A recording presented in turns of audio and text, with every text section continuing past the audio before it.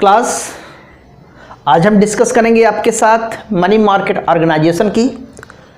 और money market organisation में आपको कई चीज़ें पढ़ना है। मनी मार्केट क्या है, उसके इंस्ट्रूमेंट क्या है। पिछले कई क्लासों में आपको मैंने कैपिटल मार्केट कराया। कैपिटल मार्केट में आपको जितनी तरह की डेरिवेटिव है, फॉरवर्ड और फ्यूचर और इंटरेस्ट रेट स्वैप, सब कुछ करा दिया। अब हाँ इस चैप्टर से स्टार्ट करेंगे आपका मनी मार्केट में।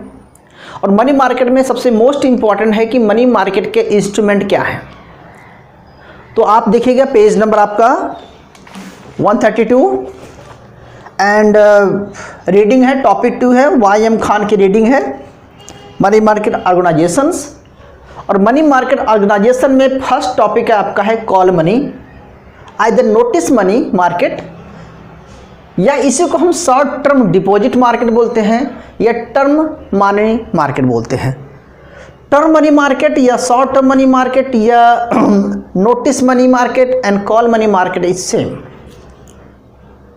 लेकिन क्लास आपको समझना कैसे है, इसको चीज़ों को समराइज कैसे करना है, जस्ट आपको 2-4 पॉइंट माइंड में रख लेना है। क्लास हम पिछले लेक्चर्स में कई क्लासों में कैपिटल मार्केट पढ़ते आ रहे हैं। कैपिटल मार्केट में बॉन्ड्स होते हैं, शेयर्स की बात होती है, डिबेंचर्स थे जो लॉन्ग टर्म के लिए कारोबार करते थे। यहाँ पर हम बैंक अब आ गए हैं मनी मार्केट में। और मनी मार्केट में बैंक जितना भी कारोबार होता है बैंकिंग सेक्टर का मनी मार्केट में, वो सिर्फ शॉर्ट टर्म के लिए होता है। तो शॉर्ट टर्म 1 साल से के लिए होता है, 1 साल से कम ही की मान के लो, 364 डे में होता है। अब हम मनी मार्केट में जब बात कर रहे हैं तो मनी मार्केट में होता क्या है कि 1 साल, 1 महीने, 1 दिन, 1 रात के लिए भी मनी का लेन देन होता है। तो इस चैप्टर में पूरा हम आगे चल के पढ़ेंगे क्लास कि कॉल मनी क्या होता है, ट्रेजरी मनी क्या होता है, कमर्शियल पेपर क्या होते हैं, ठीक है। ये सारा हम आपको पढ़ाऊंगा।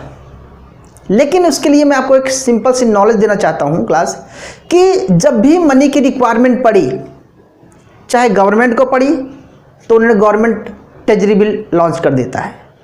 अगर बैंकों को पड़ी, पैसे की जरूरत पड़ी, तो वो कॉल मनी या नोटिस मनी मार्केट से पैसा लेते हैं। अगर बड़े बड़े ऑर्गेनाइजेशन को पड़ी तो कॉमर्शियल पेपर निकाल देते हैं। तो कहीं ना कहीं ये जितने भी चीज़ें हैं सब मनी को किस तरह से अवेलेबिलिटी हो, किस तरह से गवर्नमेंट फंड कलेक्ट करे, किस तरह से एक कंपनी फंड कलेक्ट करे, किस तरह से एक ऑर्गेनाइजेशन फंड करे, यही सब पढ़ना है। ठीक है, चैप्टर को इंक्लूड करते हुए मैं आपको बताना चाहता हूँ कि हम पहले टॉपिक से आपका स्टार्ट करते हैं call money market.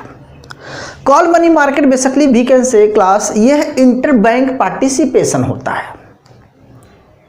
Inter bank participation means कि सिर्फ इसमें बैंक ही इन्वॉल्व होते हैं, अदर पार्टीज इन्वॉल्व नहीं होती है।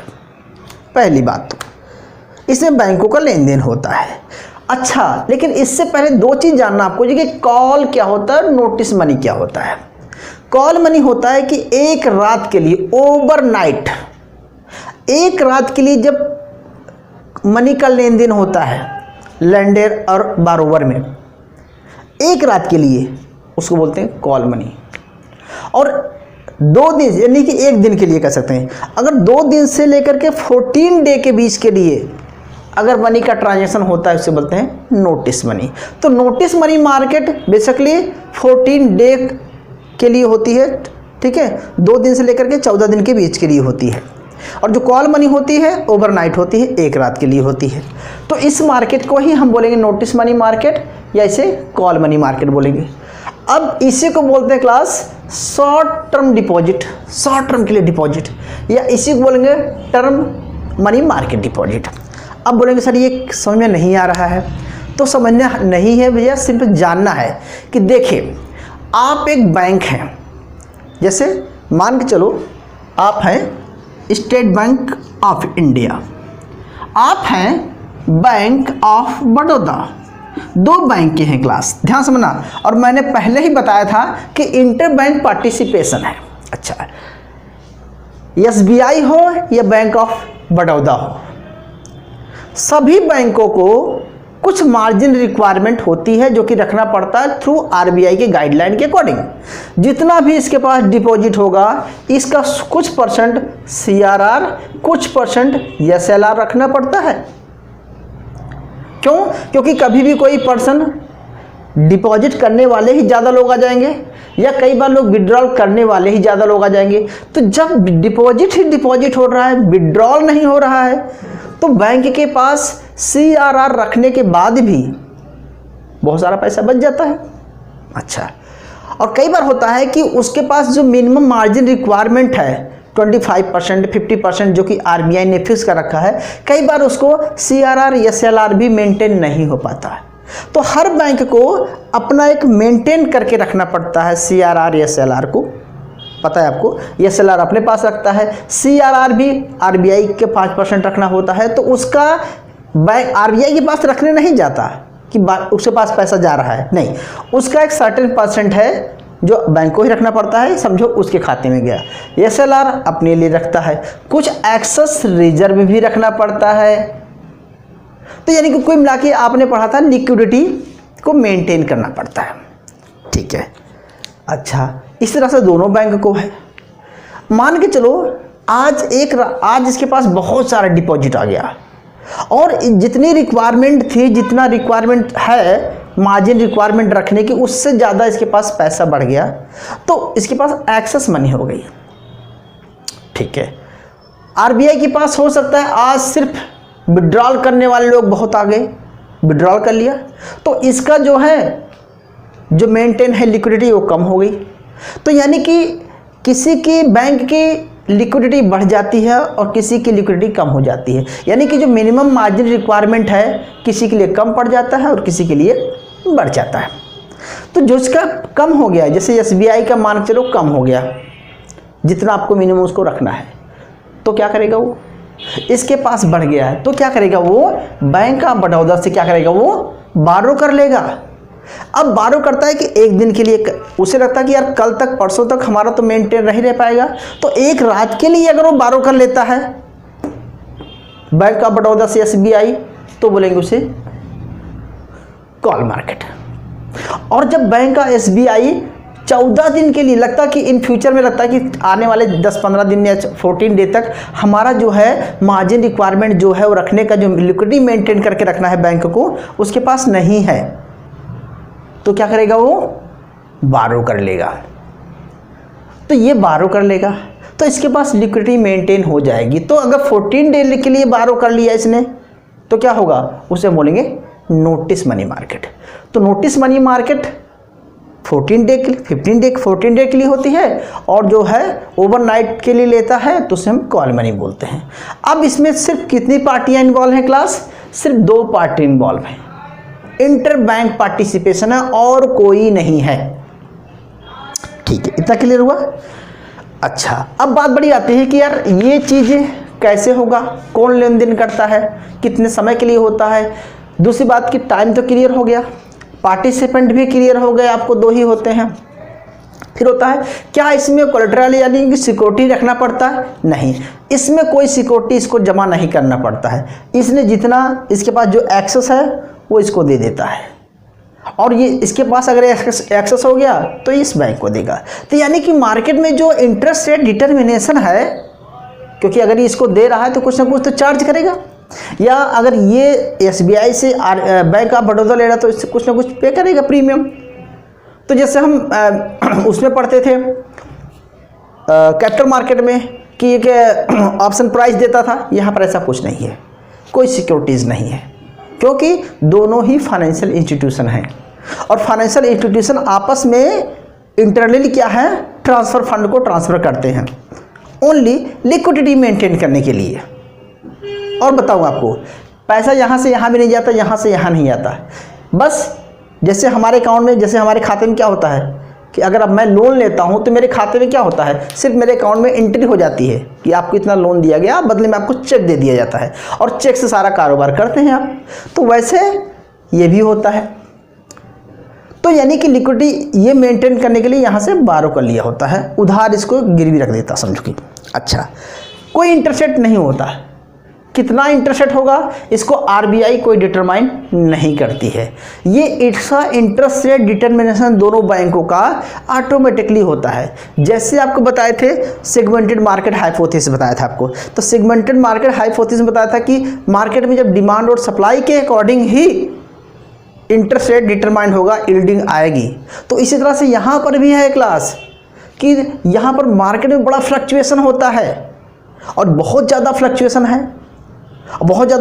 है, तो इंटरेस्ट रेट बहुत ज़्यादा मिलेगा बैंकों को, और फ्लक्चुएशन कम है तो कम इंटरेस्ट रेट डिटरमाइन होगा। यानी कि इस मार्केट में कोई interest rate proper fix determine नहीं होता, मार्केट के अकॉर्डिंग, लिक्विडिटी के अकॉर्डिंग ये चेंज होता रहता है। और ये चीज़ें किस पर डिपेंड करती हैं आपको पता है, मार्केट पे। और मार्केट किस पर डिपेंड करती है, पूरी इकोनॉमी पर। तो इकोनॉमी में फ्लक्चुएशन आएगा तो नो डाउट यहाँ भी फ्लक्चुएशन आएगा। जैसे अभी इकोनॉमी में क्या चल रहा है देख रहे हैं, रेट क्या चल रहे हैं, एफडी पे क्या रेट चल रहा है, सब चीज़ों पर रेट चल रहा है, तो उसी तरह से बैंक का भी, इनका भी कम चल रहा होगा। तो कुल मिला के मेरा सेंस यहाँ पर है कि जो इसमें इंटर बैंक पार्टिसिपेशन होते हैं, इंटरेस्ट रेट मार्केट के द्वारा डिटरमाइन होता है। यहाँ भी लेंडर और बारोवर दोनों होते हैं, ठीक है। तो क्लास ये जो कॉल मनी है ये समझ में आपको आ गया है। अब हम दूसरा पॉइंट पढ़ते हैं क्लास, मनी मार्केट ऑर्गेनाइजेशन का एक दूसरा पॉइंट पढ़ते हैं कि इसमें पार्टिसिपेंट कौन कौन से भाग ले सकते हैं। तो थोड़ा सा इसको हम डेप्थ में जाना पड़ेगा। इसमें जो पार्टिसिपेंट होते हैं क्लास, तो पार्टिसिपेंट को आप बारोवर बोल सकते हैं और आप लेंडर बोल सकते हैं। लेंडर कौन होगा, जिसके पास एक्सेस हो जाएगा।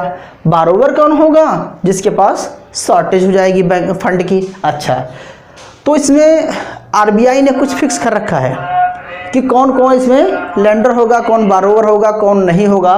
तो सबसे पहली बात है, पहला है एक कोऑपरेटिव बैंक है। तो जितने भी कोऑपरेटिव बैंक हैं, अब कोऑपरेटिव बैंक क्या हो सकते हैं class, SBI, bank of India, ये सब दीज आर कोऑपरेटिव बैंक होते हैं। सॉरी, बहुत सारे कोऑपरेटिव बैंक होते हैं। ये शेड्यूल बैंक हो गया। तो जितने शेड्यूल्स बैंक हैं, जैसे एसबीआई, बैंक ऑफ बड़ौदा और bank of India, Canada, Axis bank, these are bank और शेड्यूल्स बैंक। तो शेड्यूल्स बैंक क्या करता है, उधार दे सकता है और ये उधार ले सकता है। लेकिन इसमें आरआरबी, रीजनल रूरल बैंक को इंक्लूड नहीं किया है, आरबीआई ने इसको इंक्लूड नहीं किया है। अच्छा, तो इस तरह से कोऑपरेटिव बैंक होते हैं, तो दो हो गए। तीसरा होता है क्लास प्राइमरी डीलर्स। और ये प्राइमरी डीलर्स क्या होते हैं इसको समझ लीजिए क्लास। प्राइमरी डीलर ये होते हैं कि मान के चलो गवर्नमेंट को अपनी कोई सिक्योरिटी सेल करना है, तो गवर्नमेंट जब अपनी सिक्योरिटी सेल करता है तो किसके थ्रू करता है, गवर्नमेंट कोई सिक्योरिटी लॉन्च करता है तो किसके थ्रू करता है, वो आरबीआई के थ्रू। अब आरबीआई ने क्या कर रखा है, कुछ एजेंसीज को मेंबरशिप दे रखा है, कुछ एजेंसी को ऑथराइज कर रखा है, किसके लिए, प्राइमरी सिक्योरिटीज को परचेज करने के लिए। तो इस केस में उसे बोलते हैं प्राइमरी डीलर्स। जैसे आपने सुना होगा Morgan Stanley India, SBI, SBI, DFHI, STIC, Punjab National Bank का अपना है जीआई गिल्ड्स है, आईसीआई सिक्योरिटी प्राइवेट लिमिटेड है, गोल्डमैन सच इंडिया है। तो ये सब क्या हैं, यह एक प्राइमरी डीलर हैं। अब बोलोगे सर प्राइमरी डीलर होते क्या हैं।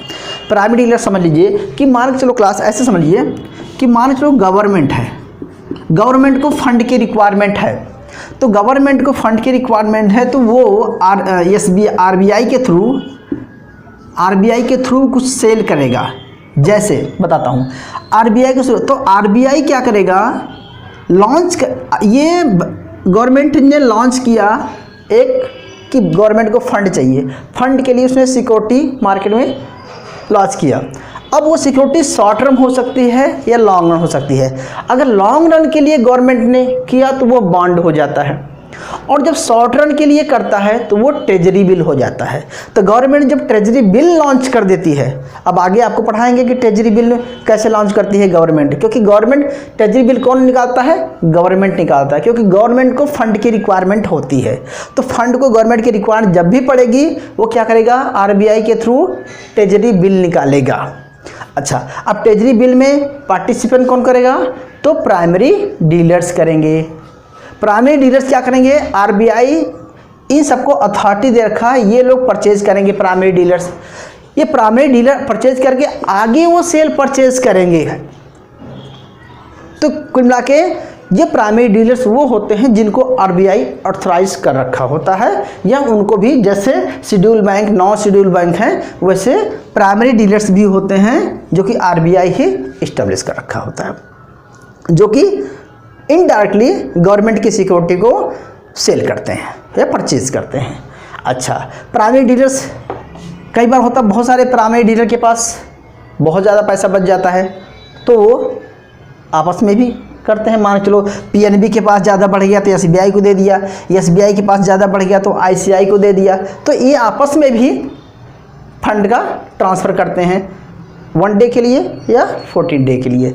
अच्छा, लेकिन याद रखना ये 3 तो हो गए, एक फोर्थ पॉइंट है, एक और आता है डेवलपमेंट बैंक। लेकिन डेवलपमेंट बैंक जो है वो बारो नहीं कर सकता।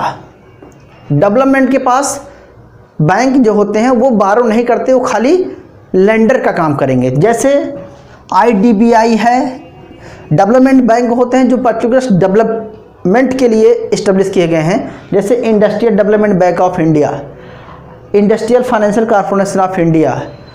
ठीक है, तो इस तरह से कुछ ऐसे बैंक जो हैं सिर्फ, जैसे सिडबी है, ठीक है, स्मॉल इंडस्ट्रियल डेवलपमेंट बैंक। तो अगर इन सब के पास पैसे की फंड की अवेलेबिलिटी ज़्यादा हो जाती है, मार्जिन रिक्वायरमेंट से जितना रखना है इन सबको उससे ज़्यादा हो जाती है, तो क्या करते हैं? वो लोन प्रोवाइड कर देते हैं किसी भी बैंक को।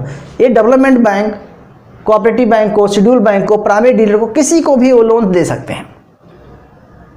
ऐसा नहीं कि सिर्फ ये डेवलपमेंट बैंक सिर्फ इसी देगा, नहीं, किसी को दे सकता है।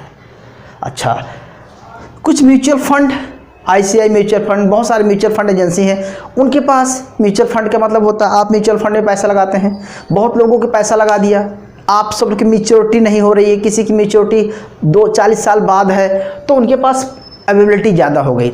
जब उनके पास फंड अवेलेबल ज़्यादा हो गया तो क्या होगा?